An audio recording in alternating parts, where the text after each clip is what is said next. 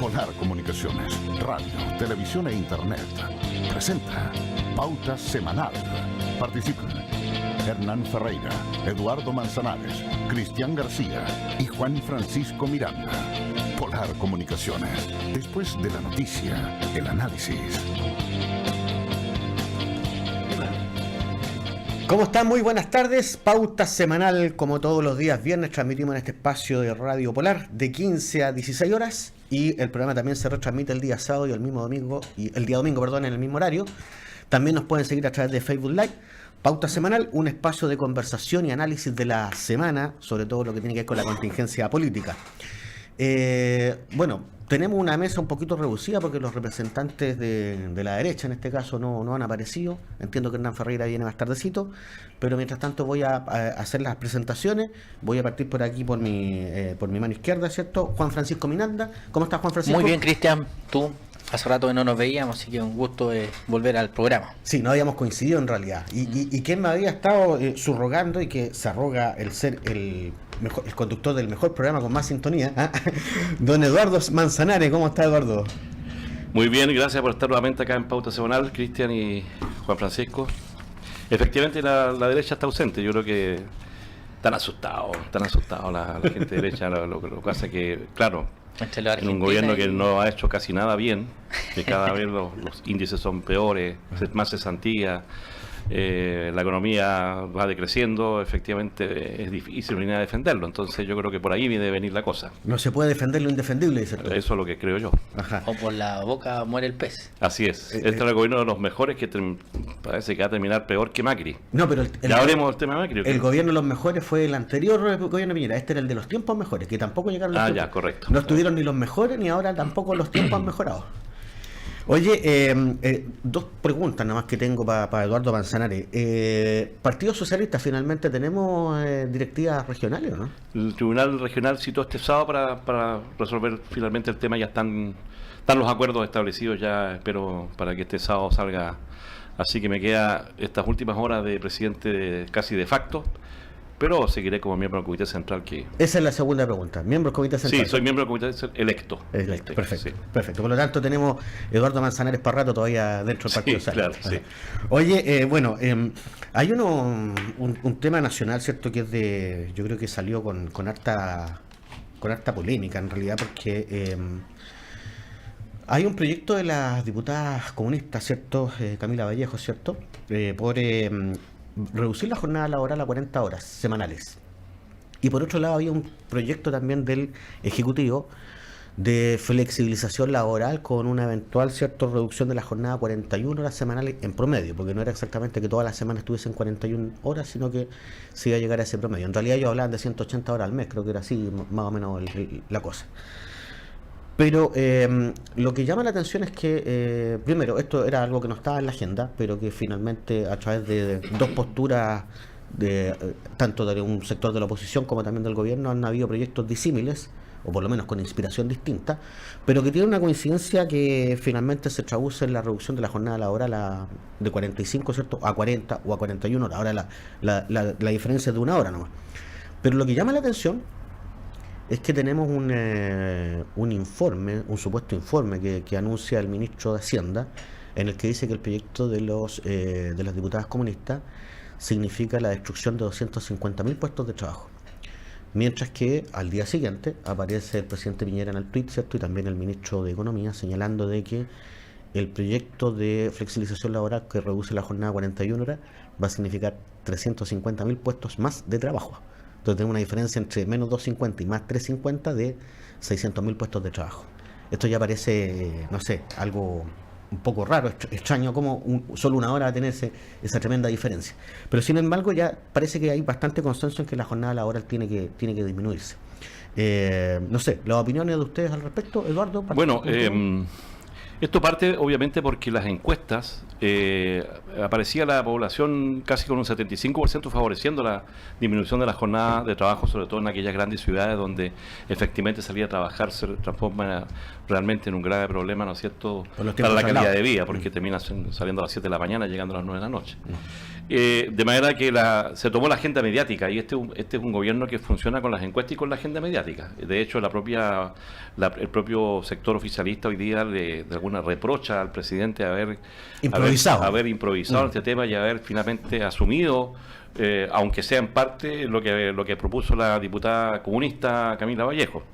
Pero efectivamente la diferencia más que en hora es el tema de la flexibilidad. Lo que hemos notado en este último tiempo es que hay una gran preocupación de la derecha, fundamentalmente porque esto pudiera significar una baja en la productividad, cuando se ha demostrado en el mundo que cuando se ha bajado la cantidad de horas laborales, la productividad ha aumentado.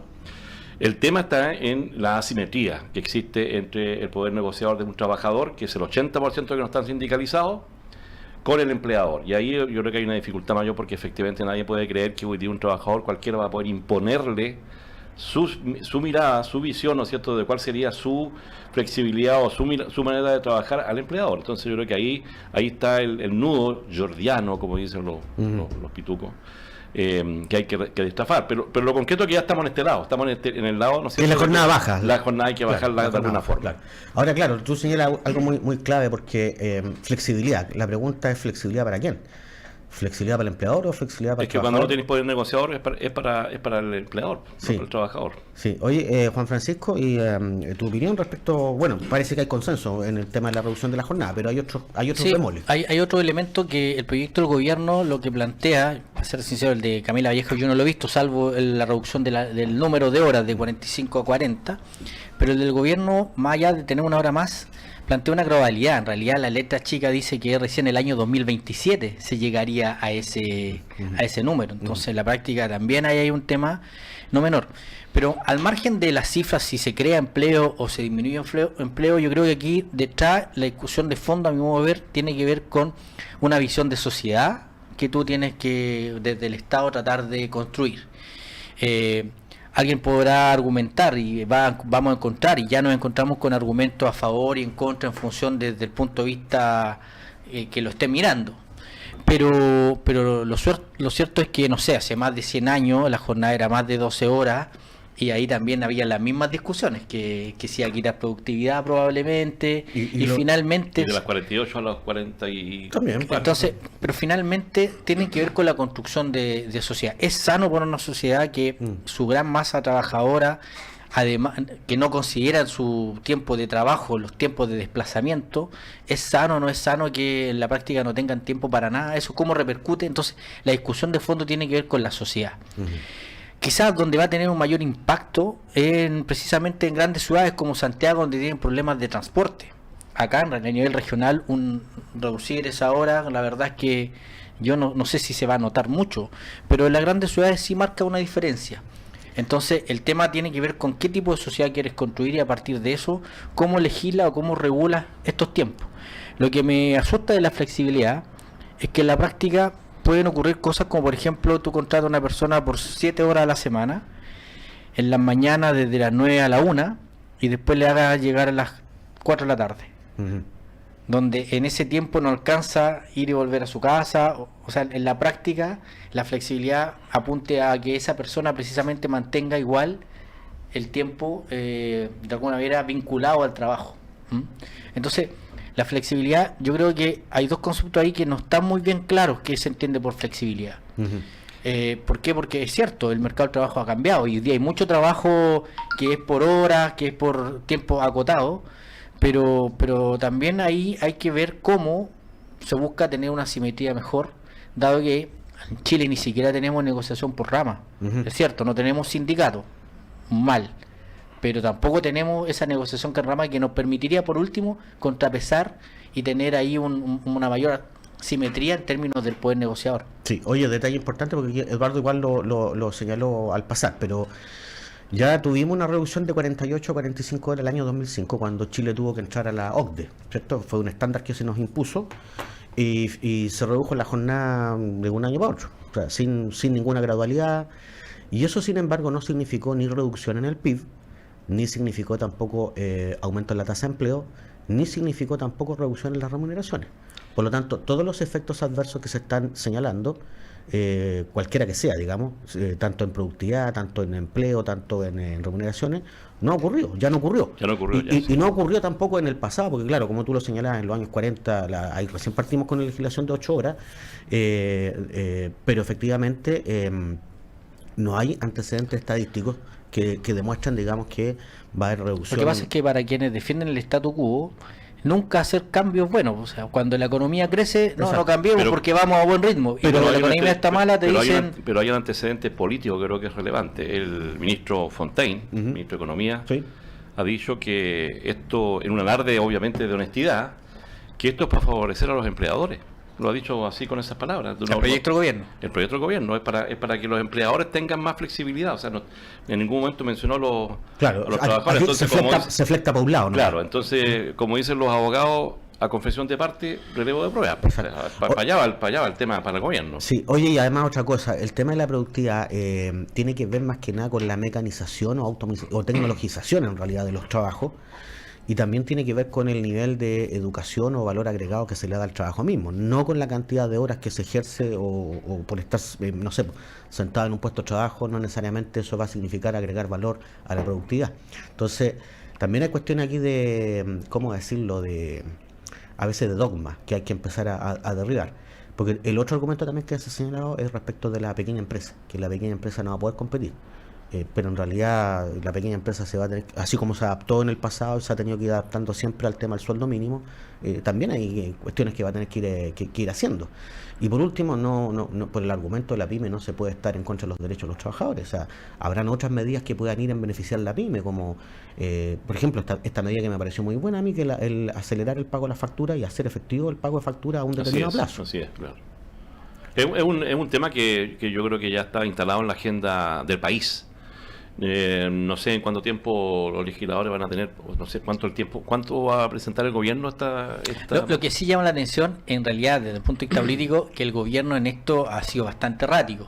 La primera postura fue que no, porque esto era inconstitucional, rebajar la cantidad de horas. Porque lo presentaba una parlamentaria. Sí, pero cuando el senador Osandón y su hermana se pliegan a esta cuestión, yo creo que se le quedó sin piso esa posibilidad. Pero por otro lado, tensionado por el otro lado más duro de la derecha, que también ya ha dicho públicamente que tampoco le gusta el proyecto del gobierno y tampoco se sienten parte de la iniciativa del gobierno. Claro. Entonces, en realidad, hoy día la pregunta es ¿dónde están los votos para ese proyecto del gobierno? Y para qué vamos a hablar de Cast, que ha dicho que francamente el gobierno está impulsando políticas públicas de carácter socialista y antidemocráticas. Oye, ahí hay un paralelo que hacer porque, por ejemplo, con el proyecto de reforma de pensiones, ¿cierto? El Ejecutivo hoy día tiene un proyecto de ley, ¿cierto?, donde se plantea aumentar la cotización, ¿cierto? Está todavía en discusión si es que va a ser administrado por un ente público, por entes privados, por entes sin fines de lucro, etcétera. Pero finalmente ese proyecto no tiene mucha diferencia con el proyecto que tenía Bachelet respecto de aumentar la cotización, ¿cierto? Pero esos fueron los elementos que metió la ADC en esa negociación, que cierto fue bien cuestionada la negociación, pero en términos, como dices tú, redúcelo, la única diferencia es el guarismo, el porcentaje. De 4 a 5. Pero incluso aquí se plantea del 4, y esa fue la propuesta de la democracia cristiana, el 4, pero que se discutiera hasta un 1,5, que fuese un fondo ya solidario sí, común. Entonces, en el fondo estamos llegando casi al 5,5, que es un poco la iniciativa del proyecto de la presidenta Bachelet. Claro, es que el punto es que hay, yo creo que consensos que en realidad son bastante claros. Todos estamos de acuerdo que hay que cotizar más, pero también todos están de acuerdo que la jornada laboral tiene que bajar. Sí. La cosa es que se le agregan otros elementos, parece, por quien hace la iniciativa, o quien la señala, ¿cierto? Que finalmente ocurre la censura de parte del gobierno o ocurre, digamos, la oposición de parte de los que no están dentro del gobierno. Y lo que resulta curioso a propósito de ese tema del 4% es la agenda noticiosa y de Hábitat, ¿no es cierto?, que está llamando por los medios de comunicación a participar de por qué ellos no podrían ser también los administradores de ese 4%. Yo creo que eso es algo inusual. De hecho, creo que hay algunos diputados que están solicitando que la Secretaría de Impuesto Interno no acepte esos gastos como gastos necesarios para producir la renta. De hecho, no lo son. Exactamente. No, si no lo son. Ahora, En eso no hay duda. Ya Pero yo ahí lo veo de otro punto de vista. Si ellos quieren participar por el 4, que el ente público participe por el 14. Exactamente. O sea, que el ciudadano tenga la posibilidad. Porque el argumento que ahí te dicen es que el trabajador debe mantener el derecho a elegir, pero la AFP no tiene opción de elegir. Pues no hay. Claro, esa AFP, como sistema va a la AFP, cambian la marca, pero en el fondo sigue siendo. Yo creo que es una buena discusión decir, ok, estamos todos de acuerdo en que el trabajador tenga el derecho de elegir, pero que pueda elegir en todo. No solamente en el 4, sino también en el 10, en todo. O sea, que tenga la oportunidad efectivamente. Y además, ojalá de elegir por otro sistema, porque yo creo que esa es la discusión de fondo cuando todo el mundo hoy día está hablando de no más AFP y estamos en el fondo introduciendo un elemento que es más AFP, o sea, el 4% sigue siendo más AFP, porque en la práctica están administrando una entidad privada o fondos que son personales. La discusión es, bueno, pero ¿y por qué no otro sistema? Entonces, ahí que cada trabajador tenga la posibilidad de elegir cuál es el que más le gusta. Sí, oye, pero increíble como, insisto, estos temas se toman en la agenda finalmente porque no están en los programas de gobierno. El tema de AFP no estaba en la agenda Bachelet y sin embargo terminamos legislando y hoy día prácticamente era obligación tocarlo. Y también este tema de la reducción de la jornada laboral no estaba y sin embargo vuelve a estarlo. Ahora tú planteaste otro tema, la negociación por ramas. El fortalecimiento de los sindicatos, que también fue una medida que se hizo en el gobierno anterior, todavía hay muchas cosas que legislar y que en otros países, digamos, esta cosa está bastante resuelta. Ahí los grupos negociadores no existen, sino que está el fortalecimiento del sindicato, pero el sindicato además es una unidad que no solamente representa a una empresa, sino que hay una negociación interramal, ¿cierto? O por ramas, que permite justamente regular ciertas cosas, porque no nos olvidemos, por ejemplo, que en el tema del comercio, en algún momento los malls funcionaban hasta las 12 de la noche. Y eso paulatinamente se fue regulando por el abuso, ¿cierto? Y se estableció también que los días domingos había que entregar por lo menos 2 domingos al mes, ¿cierto?, descanso a los trabajadores. Pero en otros países, los 2 días domingos los grandes centros comerciales no funcionan. De hecho, eso está entregado al comercio de barrio. En la mayoría de los países donde se negocia por rama, es decir, todo ese temor que tiene la derecha, ¿no es cierto?, y el empresariado en general, de que eso va a producir enormes... Las negociaciones son mucho más pausadas, son más permanentes y hay menos conflictos. Es decir, el Estado como regulador y los empresarios tienen con quién conversar. Hay una válvula, hay una válvula de escape, claro, exactamente. Ahora también esta preocupación que yo decía por las pymes, porque finalmente si realmente se quiere favorecer las MIPYME hay cuestiones que regular entonces, y efectivamente, claro que los días feriados, los domingos pueden atender los negocios de barrio y no los grandes centros comerciales, por ejemplo. Eso favorecería sin duda a la pequeña empresa. Oye, yo creo que eso debe estar calculado, Cristian. Generalmente los feriados, que son irrenunciables, ¿quién atiende? Son aquellas empresas que tienen son los propietarios. Los que son atendidos por sus dueños. Y tú le preguntas, probablemente sus ingresos son bastante más significativos que en una semana completa. Exacto. En muchos países de Europa o de países desarrollados, los días domingos no pueden atender por ley los malls. Claro, los grandes centros comerciales. Los supermercados, y por eso que están tan bien desarrollados estos negocios chiquititos, pero muy bien abastecidos. A mí me tocó estar en Alemania y en Francia, y la verdad es que son estos negocios pequeños, bueno, no tan pequeños, pero que tienen de todo. Atiende a la familia, porque normalmente son de origen, allá le dicen los turcos, pero en realidad no son turcos, son argelinos. Bueno, inmigrantes al final. Sí, inmigrantes, claro. Y atienden muy bien y están muy bien abastecidos, y los precios no son distintos a los que tú obtienen en los supermercados. Muy entretenido. Oye, tema interesante. Bueno, siguiendo con el tema laboral, porque igual hay otra cosa que ha salido. Yo me recuerdo una declaración de que el desempleo en el Gran Santiago se explicaba por la inmigración. Cuestión también que es bastante cuestionable. Entonces, y otro datito, vimos al ministro de Hacienda por ahí que visitó un convento de monjas y estuvo pidiéndole que rezaran por la economía cuando el dólar empezó a subir. Entonces, para que se tuviera la guerra comercial entre China y Estados Unidos. Ya, pues entonces esto es transformar prácticamente la economía en un credo religioso y no en una ciencia social como debiese ser, porque señalar que un método reduce en 250.000 los puestos de trabajo y el otro método lo aumenta en 350.000 sin ningún dato estadístico detrás, y además con toda la evidencia empírica que el mismo país ha tenido, en el sentido de que cuando bajó la jornada laboral de 48-45 horas nada pasó. Me parece entonces que realmente estar abusando el cargo de autoridad económica para dar, no sé, algunos credos que, insisto, son absolutamente doctrinarios, no hay evidencia empírica que lo avale. O sea, yo concuerdo contigo, y un ministro de Hacienda lo que tiene que dar son señales de certeza y no fomentar la incertidumbre. Porque con el tema religioso fomentar la incertidumbre. Yo esperaría que el ministro de Hacienda dijera, bueno, tenemos un escenario adverso, este es el plan, esto vamos a hacer y para allá vamos. pero pedir que recen, Bueno, por pero más con- que haya sido pero- jocoso o no jocoso, Pero te devela que el gobierno tiene un problema comunicacional serio, Ujú. porque generó tanta expectativa. La campaña principal de Piñera Era ante el gobierno era el tema del crecimiento, la expectativa, los tiempos mejores se fundaban en eso, y te das cuenta que en realidad estaba medio estancado. Hay una encuesta reciente también donde una cifra importante del país, sobre el 70%, considera, un 75% considera que el país está estancado. claro, así es. Entonces la señal desde el punto de vista de mejores tiempos no es real, y están casados con lo mismo que ellos plantearon, criticaban. Las O sea, promesas. las críticas que hicieron en su momento también son válidas hacia ellos. Quiere decir entonces que el ministro está esperando un milagro. Está esperando un milagro, También, justamente. pero bueno, consideramos que es parte también de la cultura de la derecha, porque no se olviden de Longueira, que decía que hablaba con Exacto. Jaime Guzmán. Bueno, parte del milagro puede ser un cambio de gabinete. Puede ser, sí. Exacto. Oye, pero no, fuera de broma, fuera de broma. Efectivamente, una cosa es no tener plan al final, y lo que tú decías, haber propuesto tanto, prometido tanto y generando tan grande expectativa que finalmente los argumentos que hoy día se dan para señalar por qué no se crece, es echarle la culpa al tema internacional, que justamente que es una cuestión verdadera, pero justamente lo que en el gobierno de la presidenta Bachelet también se señalaba, que el mercado internacional hacía efectivamente que el crecimiento económico no pudiese ser mayor. No, claro. Entonces, es una... La baja de China viene hace rato ya. y que no es una cuestión nueva. Un 10%, acuérdense, hace unos cuantos, dos décadas, Ujú. bajó al 7 y ahora están ya en el 6,5 y probablemente todo lo antecedente indica que va a seguir bajando. Claro, porque finalmente cuando la economía es muy reducida, crecer al 12%, 20% no cuesta nada. O cuando está muy empobrecida. Claro, cuando está muy empobrecido. Pero cuando llega a determinado nivel, de ahí seguir subiendo cada vez más Cada vez cuesta más, más. cuesta más. La curva se hace mucho más pesada. Alemania está hoy día, dice que prácticamente a punto de recesión. Hay países ahí como Alemania y Francia que o crecen el 0, no crecen, 0,1 o crecen están creciendo, 0,1, claro, crecen bastante poco, claro.